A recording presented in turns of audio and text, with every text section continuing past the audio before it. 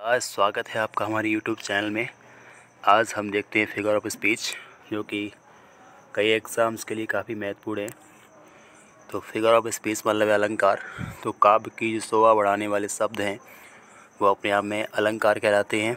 तो हमें देखना है इंग्लिश में आज, तो देखते हैं। तो हम यहाँ पे देखते हैं जो हमारा पहला जो है यहाँ पे एलिट्रेशन, ऐसे बोलते हैं अनुप्रास।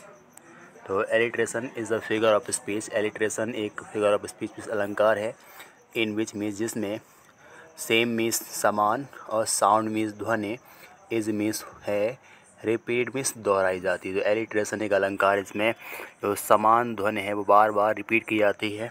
इन द बिगनिंग मीन्स शुरुआत में, ऑफ द वर्ड्स मीन्स शब्दों के। तो कोई ऐसा एक वाक्य जिसमें शुरुआती शब्दों की बात करें तो कोई ऐसा वाक्य जिसमें शब्दों की शुरुआती धुनें बार बार बिल्कुल सेम रिपीट होती है, वो अपने आप में अनुप्रास अलंकार अर्थात एलिट्रेशन कहलाता है। जैसे हम यहाँ पे देख रहे हैं, तो ये हमारा लिखा है Rohit robbed Robins ring yesterday.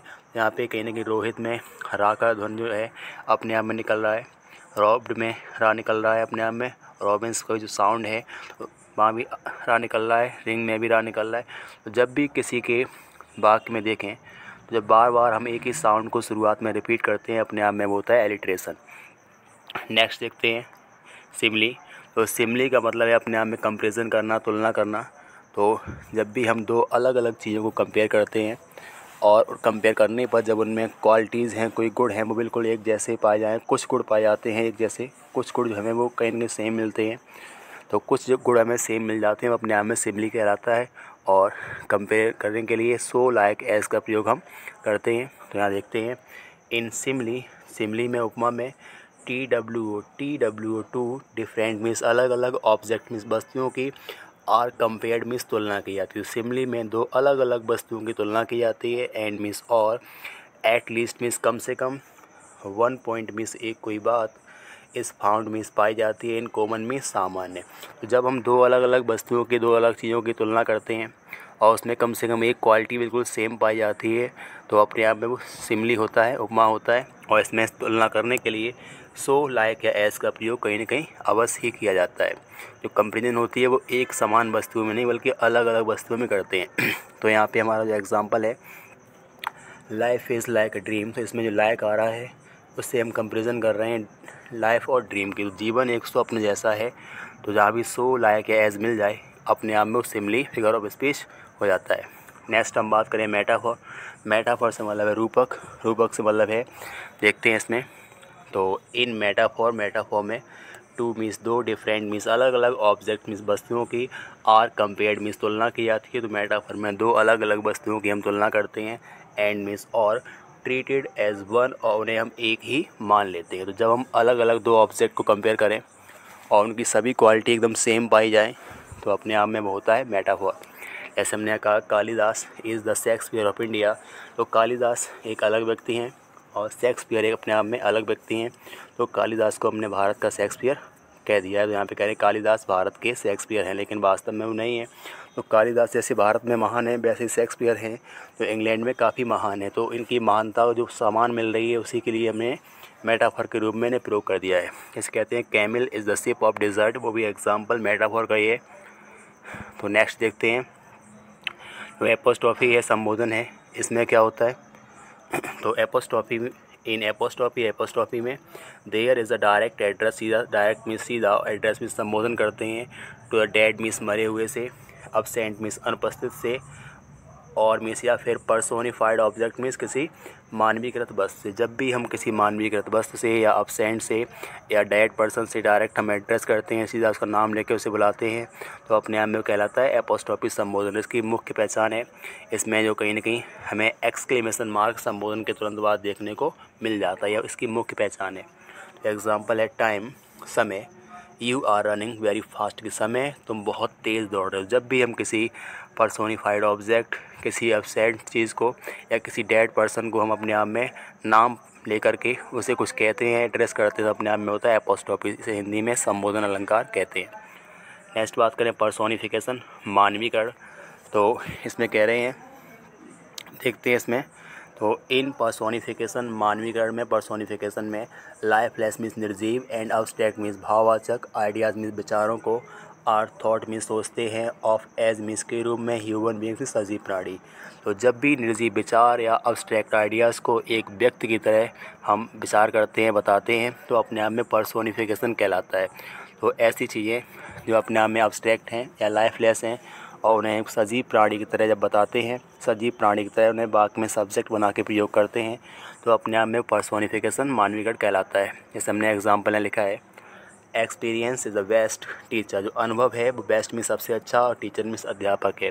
तो ऐसा लगता है अनुभव कोई न कोई अपने आप में व्यक्ति है, लेकिन यहाँ पे अब्स्ट्रैक्ट आइडिया है। तो experience is the best teacher, अनुभव ही सबसे अच्छा अध्यापक है। तो यहाँ पे अनुभव वास्तव में कोई व्यक्ति नहीं है, ये अब्स्ट्रैक्ट नाउन है, लेकिन फिर भी इसे हम व्यक्ति की तरह एड्रेस कर रहे हैं, व्यक्ति की तरह वाक्य में सब्जेक्ट बना के प्रयोग कर रहे हैं। ऐसे हम कह सकते हैं time is a good teacher. तो समय है वो एक अच्छा अध्यापक है। ये कह सकते हैं anxiety is sitting on his face, की चिंता उसके सिर पर बैठी हुई है। ये कह सकते हैं जब भी कहीं ना कहीं वाक्य में कोई ऐसी अब्स्ट्रैक्ट आइडिया हो, अब्स्ट्रैक्ट सब्जेक्ट हो या लाइफलेस सब्जेक्ट हो जिसे हम व्यक्ति की तरह सजीव मान के वाक्य में सब्जेक्ट बना के प्रयोग करते हैं, तो अपने आप में पर्सोनिफिकेशन अलंकार कहलाता है। नेक्स्ट देखते हैं ऑक्सीमोरॉन। तो ऑक्सीमोरॉन में जहाँ हमें विलोम शब्द बिल्कुल पास पास मिल जाए देखने को, अपने आप में ऑक्सीमोरॉन है। इसे हिंदी में विरोधाभास कहते हैं। तो इन ऑक्सीमोरॉन में टू मीन्स दो, अपोजिट मीन्स अलग अलग या विरोधी, क्वालिटीज़ मीन्स गुण, आर एड मीन्स जोड़े जाते हैं, टू मीन्स के, द सेम मीन्स एक ही, थिंग मीन्स वस्तु के। तो ऑक्सीमोरॉन में एक ही वस्तु के, एक ही सब्जेक्ट के दो अलग अलग विरोधी गुणों को हम एक साथ जोड़ के बताते हैं। जैसे लाइफ इज़ बिटर स्वीट, जो जीवन है वो बिटर मीन्स कड़वा है, खट्टा है, और स्वीट मीन्स मीठा है। तो जीवन की दो विशेषताएं यहाँ कह रहे हैं, जीवन जो कड़वा है अपने आप में और स्वीट मीन्स मीठा है। तो ये दोनों चीज़ें हम एक साथ में प्रयोग कर रहे हैं। लाइफ जो है वो बिटर भी है, स्वीट है, जबकि बिटर का ठीक अपोजिट अपने आप में होता है स्वीट। तो ये अपने आप में हो गया ऑक्सीमोरॉन, विरोधाभास। तो जब भी हम विरोध की बात करते हैं तो अपने आप में ऑक्सीमोरॉन कहलाता है। नेक्स्ट देखते हैं हाइपरबोल। इसमें क्या होता है, अतिशयोक्ति। तो इसमें कहा गया है इन हाइपरबोल में थिंग्स मीन्स वस्तुओं को, आर शॉन मीन्स दिखाते हैं, ग्रेटर मीन्स ज़्यादा बड़ा, और मीन्स या फिर स्मॉलर मीन्स ज़्यादा छोटा, बेटर मीन्स ज़्यादा अच्छा, और वर्स मीन्स ज़्यादा ख़राब, देन मीन्स की अपेक्षा, दे मीन्स वस्तुएँ, रियली मीन्स वास्तव में, आर मीन्स होती हैं। तो हाइपरबोल में हम वस्तुओं को उनकी वास्तविक कंडीशन से कहीं ज़्यादा अच्छा बताएंगे या ज़्यादा ख़राब बताएंगे, जिसे अपने आप में कहते हैं अतिशयोक्ति। तो हाइपरबोल से मतलब है गप मारना, अतिशयोक्ति करना, बातों को बढ़ा चढ़ा के कहना। तो यहाँ कह रहे हैं एग्जाम्पल में, I saw 10,000 people at a glance, कि हमने 10,000 लोगों को एक ग्लांस में, एक नज़र में देखा। तो अपने आप में कहीं ना कहीं अतिशयोक्ति है, 10,000 लोगों को हम एक नज़र से नहीं देख सकते हैं। जैसे एग्जाम्पल है Belinda smiled and the whole world became happy, कि बेलिंडा मुस्कुराई और पूरा संसार अपने आप में प्रसन्न हो गया। तो जब भी कोई ऐसी बात है जो इसको वास्तविकता से कहीं ज़्यादा बढ़ा चढ़ा के प्रयोग करते हैं, वो अपने आप में अतिशयोक्ति हाइपरबोल कहलाता है। नेक्स्ट देखते हैं ओनोमोटोपी। तो ओनोमोटोपी है ध्वनि सूचक अलंकार। तो इन ओनोमोटोपी साउंड सजेस्ट, साउंड मीन्स ध्वनि, सजेस्ट मीन्स बताती है, इट्स मीन्स इसके, मीनिंग मीन्स अर्थ को, और सेंस मीन्स इसके भाव को। जब भी वाक्य में साउंड की बात करें तो जितनी भी साउंड वाली स्पेलिंगें आती हैं तो साउंड से उसके अर्थ की जानकारी मिलती है, वो अपने आप में ध्वनि सूचक अलंकार कहलाता है। इसे एग्जाम्पल लिखा है यहाँ पे, द स्नैक हिसेज, सांप है फुसकारता है, द कैट म्यूज, बिल्ली म्याऊं करती है। जितनी भी आवाज़ की बात आती है तो साउंड होने पर अपने आप में वो ओनोमोटोपी अर्थात ध्वनि सूचक अलंकार कहलाता है।